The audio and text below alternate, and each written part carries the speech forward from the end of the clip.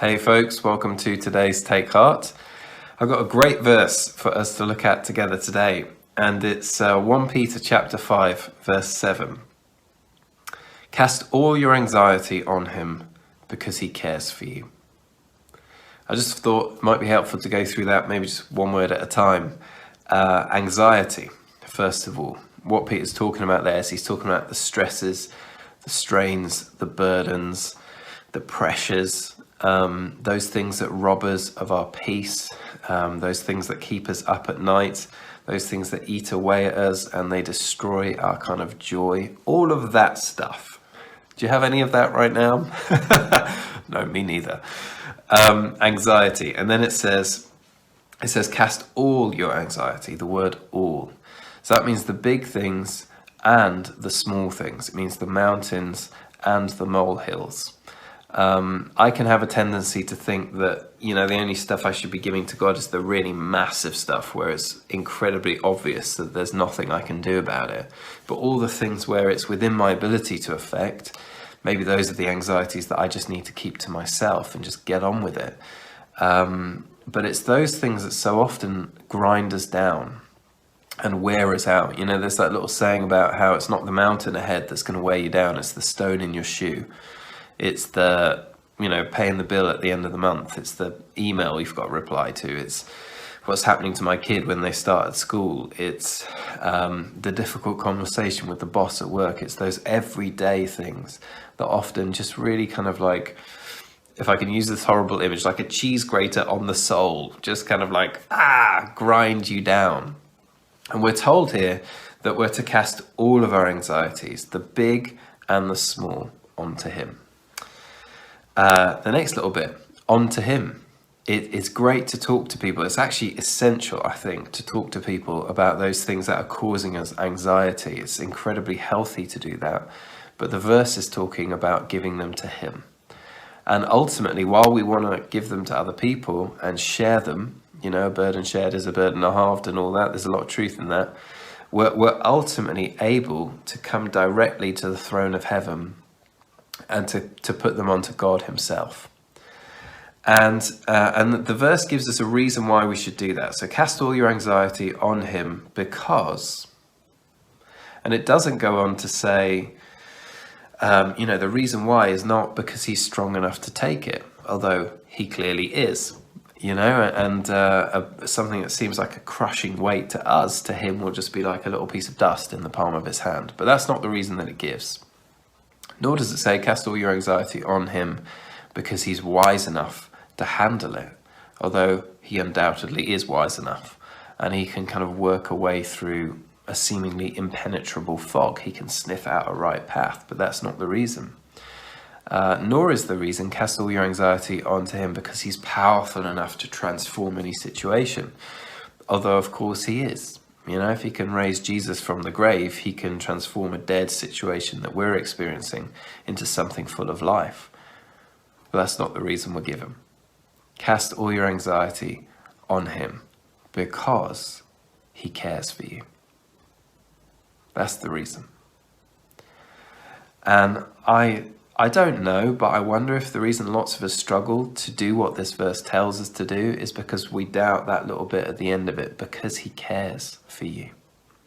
We struggle to accept that. Imagine this. Imagine you were a fly on a wall and you got to kind of experience or watch play out in front of you firsthand the relationship between a mother and her child. And that means you got to kind of just watch as she's kind of coming towards the end of the pregnancy, and you get to kind of witness her anticipation and the fact that sometimes she'll just put her hand on the bump and just enjoy feeling the child kind of wriggling around inside of her, and just the excitement of getting to meet that baby for the first time. And then imagine you got to be there during the labor and you saw kind of all the pain of it and all the mess of it, but also, you witnessed that moment of joy when the baby came out. Let's say it's a little boy and she got the boy in her arms and you see the expression on her face and just the elation that she experiences in that moment. And imagine if you also got to be there in the early hours, just watching the mother drag herself out of bed for the 5th time that night to feed the baby and to look after the baby, to change the baby's nappy. And imagine if you were there when she was kind of raising the baby into a toddler and into a little child, and eventually, sent the child off to school, and you got to see her go back home having sent the child off to school, and just the fact that her mind was constantly going to how's he doing and what's happening. And you were able to see that when she heard it was going well, she was just thrilled, and when she heard there was a battle, she was really disturbed by that and shaken up by that. Imagine if you were there and you got to see her just take joy in planning birthday celebrations and parties and thinking about holidays where she could just snatch moments with her little boy. Imagine if you got to see all of that just vividly kind of portrayed in front of you. Now, we would know if we got to see that she cares for this child. There wouldn't be a shadow of a doubt in our minds that she cares for him, because we'd see it portrayed in front of us. Scripture's like that. But it's not about a mother and her child, it's about God and us, God and you. And what it shows us is that he knew us before we were even conceived. It's staggering truth, but we're told in Ephesians that he chose us before the world was made. We see that, in Job, God talks about being present at the birth of mountain goats and deer, and how he sort of he's the only one there, and he counts the months of the pregnancy until the kind of little animal is born. How much more so was he present at your birth and my birth? How much more so when it's us who are made in his image? We're told elsewhere in Scripture that he knows every hair on our heads is numbered, that he knows every word on our tongue before we even say it. We're told that he called us by name. At some point in our lives, we heard him. That's why we know him, calling us by name. And he didn't call us because we're worthy, but his love makes us worthy. And our names now are written on the palm of his hand for eternity. In this world, there is nowhere we can go where we can be out of his presence. Even if we hide ourselves in the darkest pit, there's nowhere we can go, because even darkness is as light to him. We're told that he's adopted us, and that he has bound us to him and himself to us in this everlasting binding agreement that will never be broken, that we're together now for always and forever. Even as he knows our name, we're told a name that we're to call him. It's the name Father, Abba, Daddy.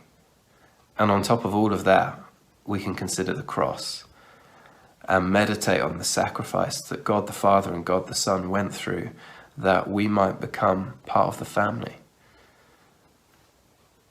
He cares for you. And what that means is you can trust him with your soul.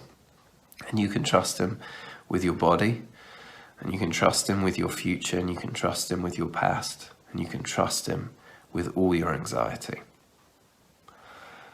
And I just want to finish just with the word that the verse starts with: cast all your care onto him because he cares for you. The word cast there, it's not this kind of laying of a burden down type word. It's a more energetic word than that. It's a choice that requires effort. It's a decision of the will. And I think sometimes it's quite hard to cast our care onto God, but do you know what's a lot harder? Carrying it all yourself. That, it does require effort to give it to God, but it's a lot less effort than carrying it all. And I kind of think of it like the best football teams, the ones that have got this ability to play, quote unquote, the beautiful game, where it's all about passing. Someone passes a ball and they barely touch it, and they pass it on to the next player, and they pass it on to the next player. And what happens in life is all these cares come our way every single day. Sometimes other people give us their cares, and that's fine. We're meant to carry one another's burdens. But the idea for us as Jesus' people is the moment a care comes our way, we pass it on to him. We pass it on to him. We cast it back to him. And we roll it back onto God. And what we'll find as we choose to do that consciously and develop habits where we can do that. I tend to do it as I'm walking home from work these days. I'll just try and give it all back to him. Then what we find is we know intimacy with him, and we have friendship with him, and we live in a sense free of care. Not that we're not burdened with those things that God cares about, but anxiety and things that destroy us, we give to the one who loves us completely.